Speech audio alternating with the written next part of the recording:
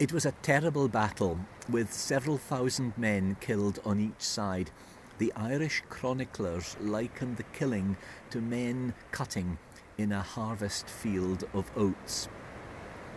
On the one side was the army of the High King of Ireland, Brian Boru, who had brought a period of peace and stability to the kingdoms of Ireland. On the other side were two men who were also powerful in their territory. One was the Norse king of Dublin, Sigurd Silkbeard, and the other the king of Leinster. And Sigurd had brought in allies from the islands, Earl Sigurd of Orkney, and also a Viking called Boru, who commanded a fleet of ships off the Isle of Man. A second man described as a Viking, Ospak, who normally would have been with Boru, refused to go and instead went to warn Brian about the threat that was building up and indeed to join him. So there were people from that fleet of ships off Man on both sides in the battle. On the 22nd of April 1014, the Norse were gathered in Dublin. Brian's army was coming northwards to attack them. And then Brian's forces saw what appeared to be the Norse ships setting sail. But what they didn't know was that in the night the ships turned. Now Dublin itself in those days was on the south of the River Liffey.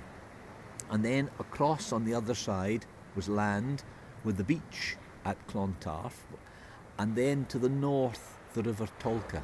It was this area at Clontarf the ships came, and at daybreak indeed the story says they were helped by a high tide which coincided with sunrise.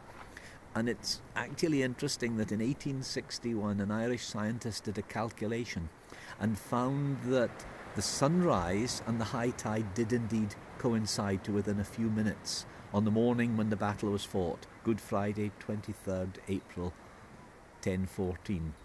Sunrise and high tide were both around 5:30 in the morning. The battle started then at daybreak, and on the Norse side they seemed to be getting the better of it first.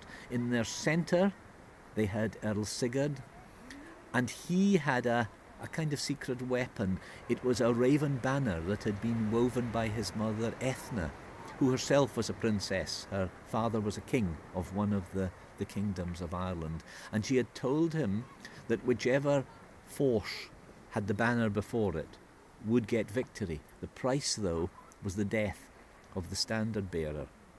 The Irish crashed in to that centre, killing one of the standard bearers. The Earl commanded somebody else to pick up the banner. Back came the Irish. Again, a standard bearer was killed. But this time, nobody was going to carry the banner, and the Earl tucked it under his own clothing. A little while afterwards, he was found dead with a spear through him. And indeed, as the day progressed, the Irish began to get the better of it, and the Norse tried to get back to their ships. But it turned out that the ships had been lost in a number of cases or drawn out as the tide went out. And as the evening developed, the high tide coming back up again caused a problem. Some of them tried to swim in the River Tolka and get back to the ships. One of them, trapped in the river by the combination of the rising tide and the current, made a vow he'd go on a pilgrimage to Rome if he was saved. He made it at the right time, the very high point of the tide, which gradually went out, and he lived to go on his pilgrimage. One of the Norse, fleeing, stopped suddenly and tied his shoe thong.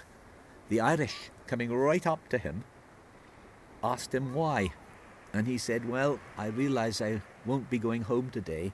I live in Iceland." And the story says the Irish spared his life. But so many died. Brian Boru himself died. Boru, the Viking whose fleet had come from the coast of the Isle of Man, found where he was and killed him and paid a terrible price. They killed Boru for it. And it marked then the end of the time of peace that Brian Boru had brought to Ireland. But it also was a kind of high point for the Norse, because after that their power never again threatened to take over an extensive territory in Ireland. So in that sense, it was a victory for Ireland which survived. There was a vision that somebody had in Caithness. A man had a web of fate being woven, and indeed it was like a web in which the lives of many thousands of men all gathered together at that key point of Clontarf. A web of fate with terrible consequences for so many of them 1,000 years ago.